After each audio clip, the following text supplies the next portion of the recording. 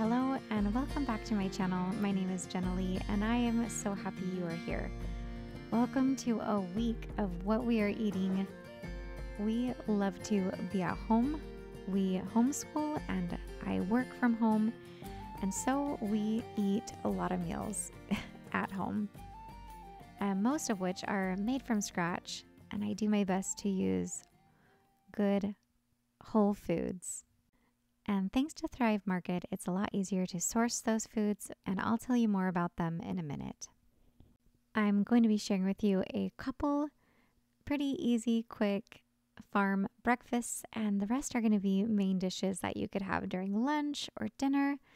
Everything is quite simple. Eating sugary processed foods has become really a cultural thing here, at least in America, and I've been doing my best to kind of weed out sugary cereals from our morning breakfasts. One of the recipes we like to cook up for a quick morning breakfast is homemade granola, and the recipe is super easy. It's 4 cups of rolled oats, half a cup of oil. I like to use coconut oil, half a cup of honey, and then I like to add some coconut flakes and chia seeds and some raw nuts. Today I'm using some raw walnuts, and they get nice and toasty when you're baking the granola up. Another thing that has made its way into our routine is making baby food. Our baby is 7 months old now, and so I'm constantly thinking about what she's going to eat. So I'm just making a little bit of baby food here with some organic sweet potato puree and some organic applesauce, mixing that together in these little baby jars that I've saved up, and I'm just going to freeze these so that we can serve these to her later. So much of cooking from scratch is just thinking of these little simple things ahead of time.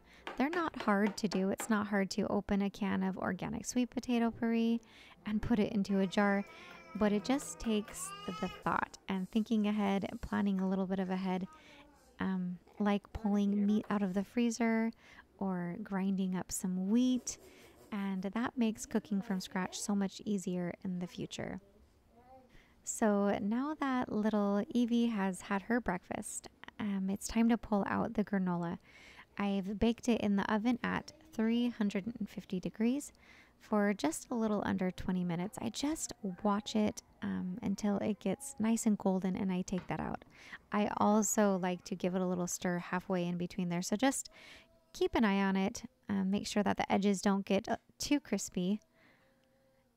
And then this is a good time to add any chocolate chips or cranberries, raisins, fruit. I'm going to chop up some dates and serve that in our granola. My kids like eating this like cold cereal with milk, but you could also save it for yogurt or just snacking on throughout the day. So I've been excited and waiting for the opportunity to organize my spice cabinet. I have pre-ordered some new spice jars with labels, and it comes with all of the different labels of spices, and so I've been pretty excited about putting these together. I ordered some bulk organic spices from Thrive Market ahead of time. I've been having trouble finding good herbs and sourcing good spices in my local grocery store, mostly from Walmart. And a lot of times if you can find good organic spices, they're really expensive. So I got these nice little packets from Thrive Market, and they're actually the perfect size. They fit right into these little containers. And I also got this bamboo spice rack tray that extends to the length of my cabinet. And I put a lot of my bigger bulk spices into mason jars and bought lids for those and put labels on them.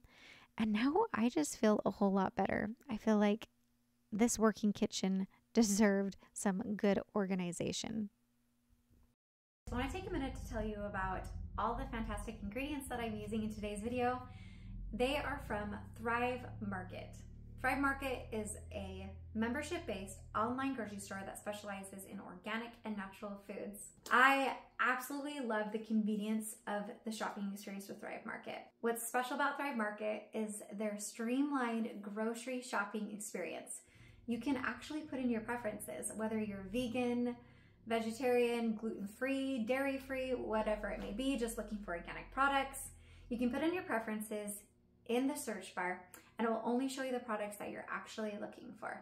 When you shop through Thrive Market, you're gonna find brands that you're already familiar with, that you already love. I like to keep the pantry stocked.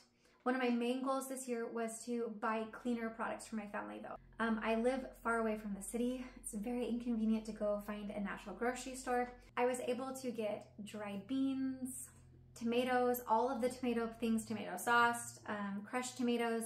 I also picked up some organic snacks and baby foods.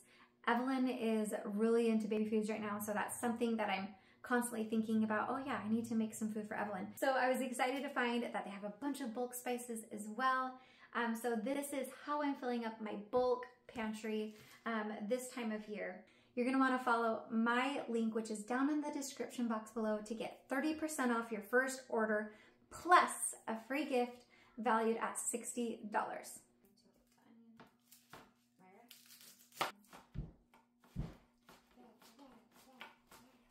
So originally I pulled out 4 pounds of ground beef and I was going to make a bunch of meatballs to go for several meals. That spice rack organization project took a bit longer than I expected. So I'm just whipping up quickly some spaghetti without the meatballs, although we will get to that later on in the video because I have a great recipe to share with you. I'm just making a traditional ground beef Red's Italian sauce spaghetti, which is really one of my favorite fallbacks. And no one ever seems to complain when it's spaghetti for dinner. I do like to sneak in some vegetables though when I'm making my sauce. I usually add some chopped up celery and I shred a carrot and some onions and some fresh garlic as well.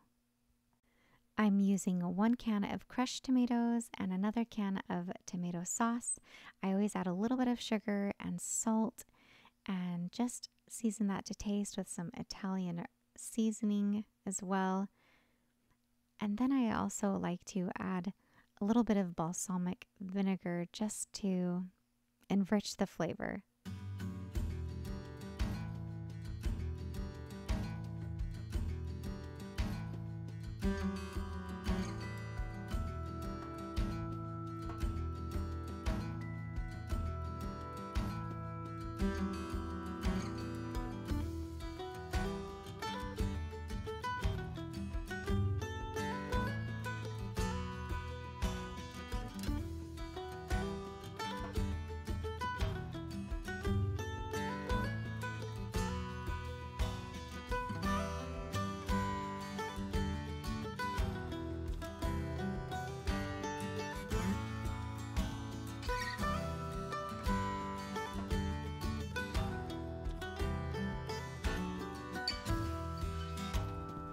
And there you go.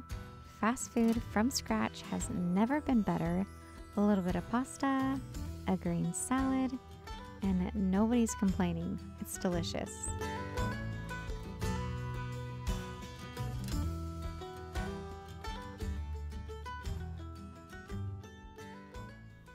The following day, we are going to be doing some stuff with sourdough. I fed my sourdough starter the night before, and it's nice and bubbly, and it needs to be used this morning. So I'm going to get started some sourdough pita bread, which is actually a first for me. I've never made sourdough pita bread. I'll make sure to post a recipe down below that I'm following. I'm always telling you guys that I am a once a week bread person. I make my sourdough bread once a week, and then I usually experiment with something new. This is that new thing. I have made tortillas a lot in the past, so I'm assuming it's similar to that. But the recipe was very simple, and I'm not too worried about it. This is another classic of mine. Next time pulling out my sourdough pancake mix. I have shared this with you guys before, but This has actually been in here for, I think, 3 or 4 days now, so it definitely needs to get used, and it's nice and fermented. Okay, so this is the easiest recipe ever, and it's so delicious. You just take 1 cup of sourdough discard, 1 cup of milk, and another cup of flour.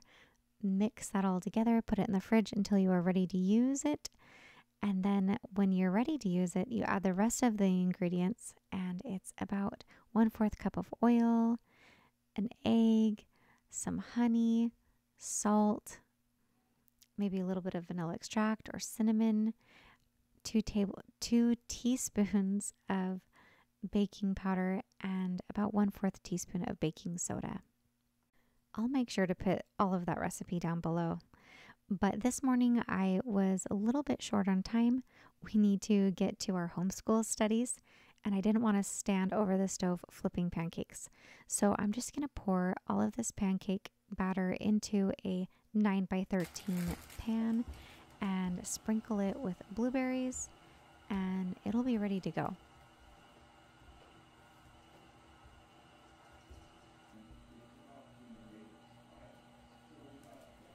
Go ahead and put it in the oven at 400 degrees until it is ready. I honestly don't remember how long it was in the oven. I'm guessing it was about 15-20 minutes. Keep an eye on that.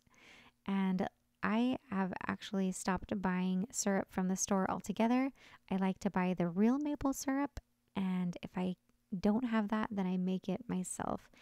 I just took a cup of brown sugar and put it in this pot, and I put just a little bit of water. I want to say about 1/4 a cup of water and a little bit of maple extract. And that's my alternative for homemade maple syrup. Let it simmer on the stove until all that sugar is dissolved. And really, the longer you let it simmer, the thicker it's going to be. And that's what we're having for breakfast while we're getting school started.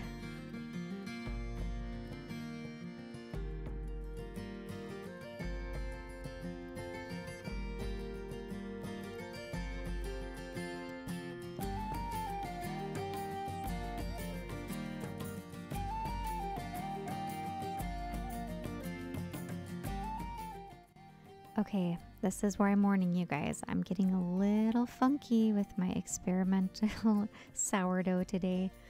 I ordered some organic dragon fruit powder. I wanted to try dyeing my sourdough bread pink for Valentine's Day. I have no idea how this is going to turn out or what it's going to look like, so we're just going to give it a try.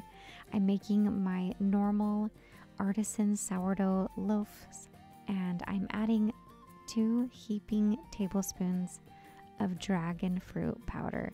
So we're going to see how this turns out.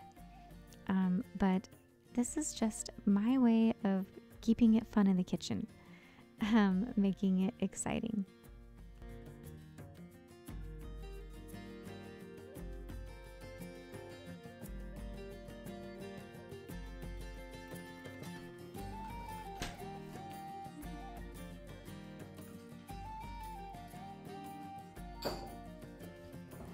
For lunch, I had pulled out a pork loin that needed to be used, and I thought we would make some sort of Cajun pork loin to go over grits. I didn't grow up eating grits, but I make them quite a bit these days, and I absolutely love them. I'm making them with 1.5 cups of milk and 1.5 cups of water for 1 cup of grits. And then for our pork loin, I'm adding a mixture of Cajun spices. I'm seasoning this baby with chili powder, smoked paprika, cumin, oregano, some salt, and this Georgian spice that I picked up from Trader Joe's. I'm just going to rub this all together with some olive oil and brown this nice little tenderloin inside the skillet until it's nice and toasty. I'm just browning the walls of this tenderloin And then next, I'm going to take it out of the skillet and make a little bit of a barbecue sauce. This was totally instinctual. I was just going off of what sounded good.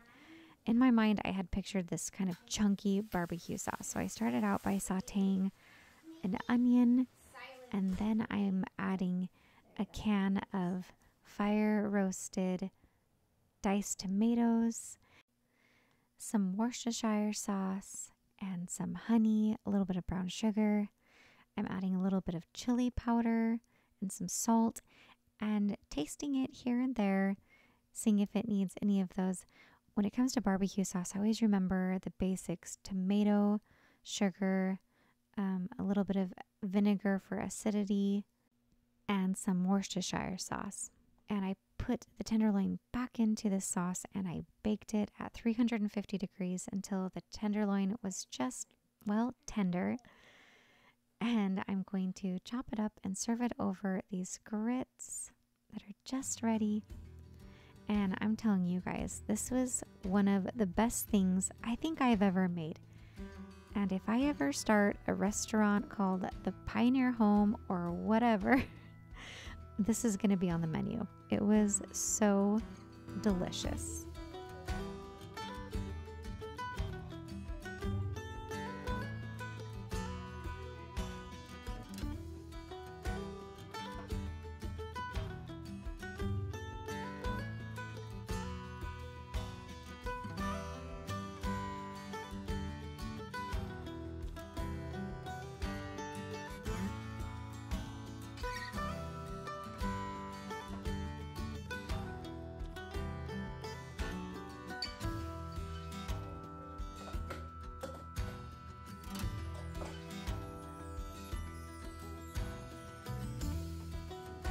So here we are back in the kitchen preparing for dinner and finally getting around to making those meatballs. And I'm using up some old sourdough bread that I have here. I'm going to use that for our breadcrumbs for our meatballs. This is a really basic but delicious meatball recipe. And I'm using some dehydrated or dried onions and breadcrumbs, some egg, a little bit of milk and salt and pepper. And I'll make sure to put the full recipe for it down below. This is actually doubling this recipe. My plan is to make a whole bunch of meatballs, freeze the other half, and then we're going to be doing some sort of Mediterranean dish tonight. So half of our meatballs are going to be flavored with this Mediterranean flavors of sesame and oregano, and the other half I'm actually going to be flavoring with a little bit of ginger. The other half I'm going to freeze, and that's for a future, it's more of like an Asian or sweet and sour meatball recipe that I usually make.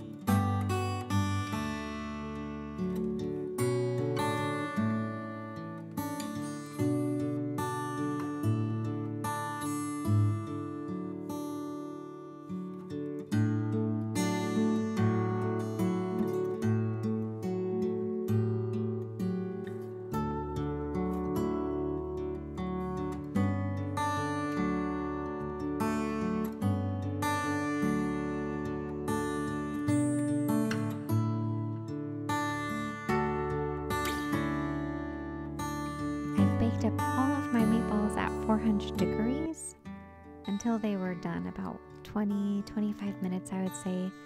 I've rolled the Mediterranean meatballs in sesame seeds, and I'm saving the others for another day. Now I'm going to make a quick hummus for our little Mediterranean dish. I absolutely love homemade hummus. It's so good. You just need some garbanzo beans or chickpeas.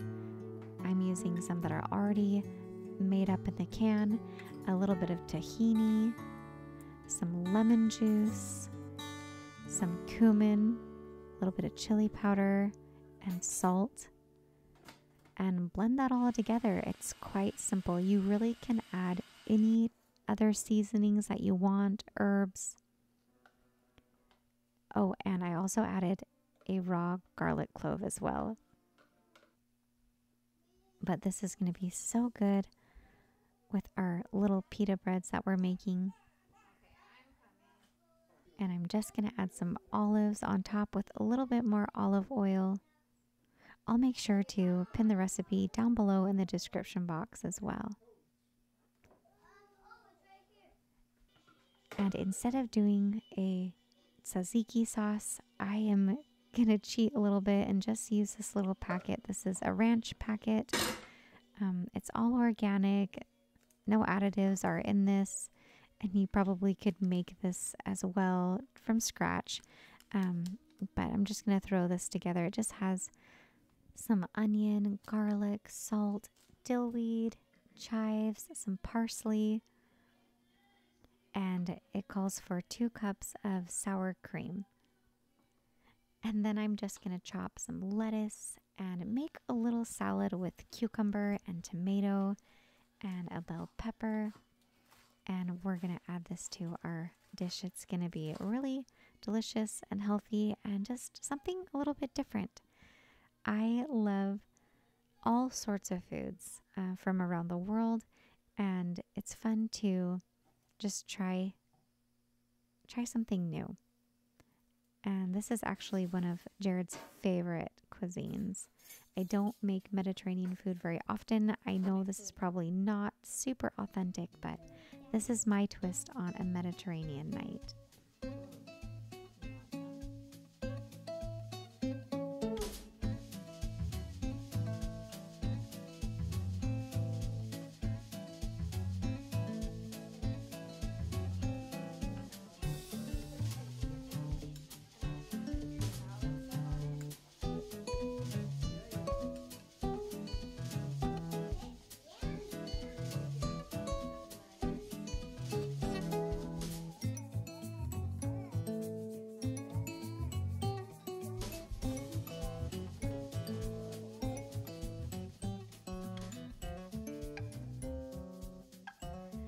We are coming back around to our pink sourdough bread.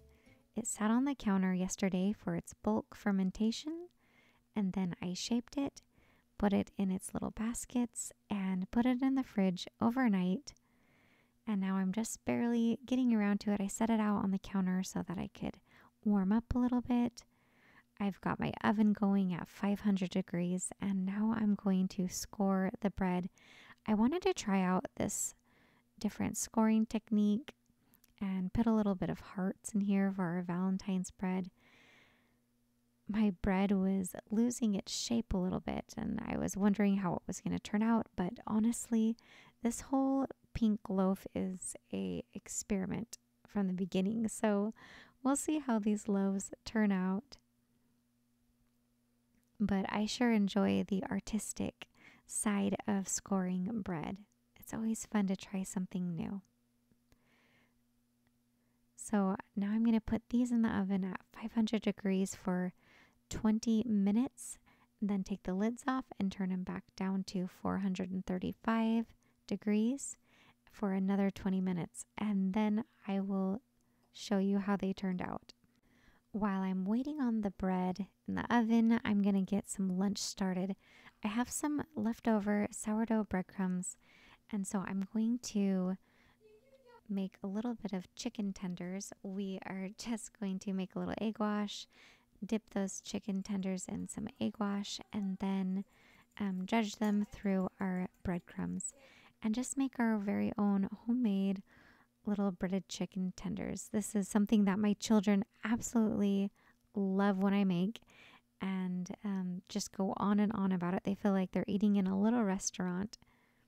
go ahead and add any seasoning or herbs that you want to the breaded breadcrumbs. I added a Kick It Up chicken rub spice blend that I got from Thrive. You could also add a little bit of Parmesan cheese, but anything that makes it delicious. And then I'm baking it at about 400 degrees until they are done. It doesn't take long with these little chicken tenders, just about 15-20 minutes.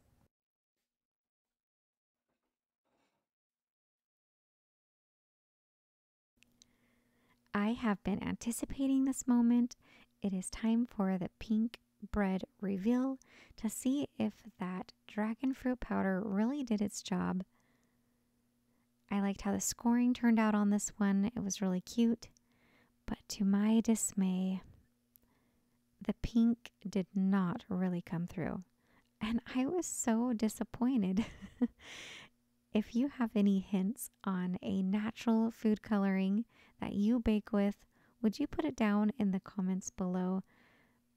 I did like how the hearts turned out though. The second loaf didn't have as much rise as I would liked it to have had. But overall, the bread was absolutely delicious. We had it with our lunch. And I'll keep looking for a natural food coloring to bake with. The last meal we're going to make together today is a chicken pot pie. We are going to top it off with some homemade biscuits. This is a biscuit recipe that I grew up on, and it's really easy to pull together really quick. I'll make sure to put it down in the description box below, and I will also try to put as many recipes as possible down below. Anything that you are looking for can be found in the description box. If you have enjoyed this video or want to try any of the recipes, make sure to mention in the comments down below. I love chatting with you guys. Also, head on over to thrivemarket.com, follow my link, and try out some of these amazing ingredients. I'm seasoning this chicken pot pie with a La Provence season pack that I also got from Thrive Market, and some salt and pepper. I love it when you can get good, wholesome ingredients for a great price. I'm going to add a little bit of butter to this chicken pot pie and then add some flour to create a little bit of a gravy. Once it has thickened a bit, if you have some chicken broth, add that. I didn't have any chicken broth on hand, so I added a little bit of milk, stirred that until it was nice and thick. And now I'm going to just drop my biscuits right on top.